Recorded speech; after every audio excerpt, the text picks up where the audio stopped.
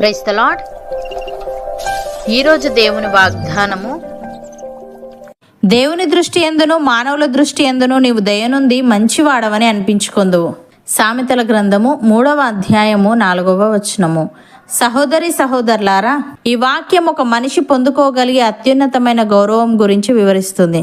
మనం తరచుగా మనుషుల మెప్పు కోసం ప్రయత్నిస్తూ ఉంటాం, కానీ దేవుని వాక్య ప్రకారం మనం మొదట దేవుని చిత్తాన్ని అనుసరించినప్పుడు దేవుని దయతో పాటు మనుషుల గౌరవం కూడా మనల్ని వెతుక్కుంటూ వస్తుంది. ఈ వాక్యాన్ని లోతుగా అర్థం చేసుకోవడానికి దీన్ని 2 ప్రధాన భాగాలుగా చూడవచ్చు. మొదటిగా, దేవుని దృష్టి యందు దయనొందుట. మనం చేసే ప్రతి పనిని దేవుడు గమనిస్తున్నాడు. మనం ఆయన ఆజ్ఞలను హృదయంలో భద్రపరుచుకున్నప్పుడు ఆయన కటాక్షం మన మీద ఉంటుంది. దేవుని దయ ఉంటే చాలు, అసాధ్యమైన కార్యాలు కూడా సాధ్యమవుతాయి. దేవుడు మనల్ని చూసి నా ప్రియ కుమారుడా, ప్రియ కుమార్తె అని పిలిచినప్పుడు మన జీవితంలో ఒక తెలియని ధైర్యం కలుగుతుంది.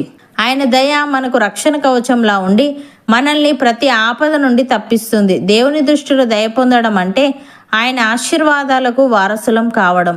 ఇది మన ఆత్మీయ ఎదుగుదలకు పునాది. ఉదాహరణకు, జల ప్రవాహం రాకముందు లోకమంతా పాపంతో నిండిపోయి ఉన్నప్పుడు నోవహు మాత్రమే దేవుని దృష్టిలో దయ పొందాడు.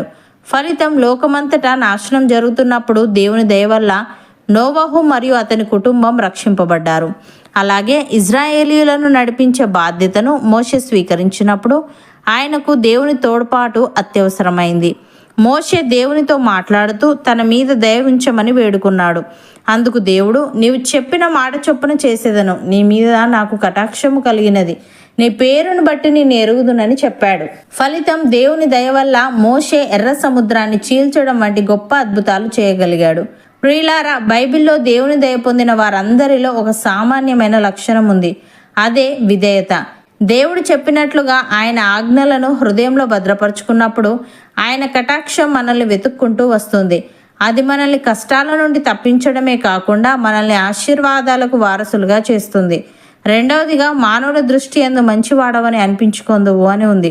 చాలా మందికి సమాజంలో మంచి పేరు సంపాదించడం కష్టంగా ఉంటుంది, కానీ దేవుని జ్ఞానంతో నడిచే వ్యక్తికి దేవుడే ఆ మంచి పేరును ప్రసాదిస్తాడు. నీవు చేసే పనులు, నీ మాటలు ఇతరులకు ఆశీర్వాదకరంగా మారి వారు నిన్ను గౌరవిస్తారు. నీవు పనిచేసే చోట, నీవు నివసించే సమాజంలో నీవు నమ్మకస్తుడవు అని పేరు తెచ్చుకుంటావు. నీ శత్రువులు కూడా నీలోని మంచిని చూసి నిన్ను అంగీకరించేలా దేవుడు చేస్తాడు. ఉదాహరణకు, బబులోను సామ్రాజ్యంలో దానియేలు ఖైదీగా వెళ్ళినప్పటికీ తన భక్తి మరియు జ్ఞానము ద్వారా రాజుల దగ్గర మంచి పేరు పొందాడు. దానియేలు ఎంత నమ్మకస్తుడంటే అతని మీద తప్పు మోపాలని చూసిన శత్రువులు కూడా అతనిలో ఏ లోపమును కనుగొనలేకపోయారు. దేవుడు దానియేలుకు ఇచ్చిన వివేచనను చూసి అన్యరాజులైన నెబుకద్నెజరు, దర్యావేషు వంటి వారు కూడా నీ దేవుడే నిజమైన దేవుడు అని ఒప్పుకున్నారు. అలాగే రూతు తన అత్తయ్య అయిన నయోమి పట్ల చూపిన నమ్మకత్వం ఆమెకు సమాజంలో గొప్ప పేరు తెచ్చిపెట్టింది. ఆమె తన అత్తకు చేసిన ఉపకారమును చూసి ఆ పట్టణస్థులందరూ ఆమె సత్ప్రవర్తనను బట్టి ఆమెను కొనియాడారు. దేవుడు ఆమెలోని మంచిని చూసి ఐశ్వర్యవంతుడైన బోయాజు దృష్టిలో ఆమెకు దయ కలిగేలా చేశాడు. ప్రియులారా, మనం దేవునికి భయపడి ఆయన మార్గాలలో నడిచినప్పుడు మనుషుల దృష్టిలో దయను, సమాజంలో గౌరవాన్ని ఆయనే ప్రసాదిస్తాడు. మన మాటలు ఆశీర్వాదకరంగా, మన పనులు నమ్మకమైనవిగా ఉన్నప్పుడు శత్రువులు సైతం మనలోని దైవిక గుణాన్ని చూసి మౌనంగా ఉండిపోతారు. ఈరోజు మీరు ఏదైనా విషయంలో అవమానాన్ని ఎదుర్కొంటున్నారా? లేదా నన్ను ఎవరు అర్థం చేసుకోవడం లేదు అని బాధపడుతున్నారా? అయితే ధైర్యం తెచ్చుకోండి. మీరు దేవుని వాక్యాన్ని మీ హృదయం అనే పలక మీద రాసుకోండి. దేవుడే స్వయంగా మీకు సాక్ష్యం ఇస్తాడు. ఆయన మీ పక్షాన ఉండి అందరి దృష్టిలో మీరు మంచివారు అని అనిపించుకునేలా పరిస్థితులను మారుస్తాడు. మీరు చేపడుతున్న ప్రతి పనిలో, మీ వ్యక్తిగత జీవితంలో దేవుని దయ మీకు తోడై ఉండును గాక. మనుషులందరూ మీలోని దైవత్వాన్ని చూసి మిమ్మల్ని గౌరవించేలా దేవుడు మిమ్మల్ని ఉన్నత స్థితిలో నిలబెట్టునుగాక. అవును అన్నవారు నాతో పాటు ప్రార్థనలో ఏకీభవించండి.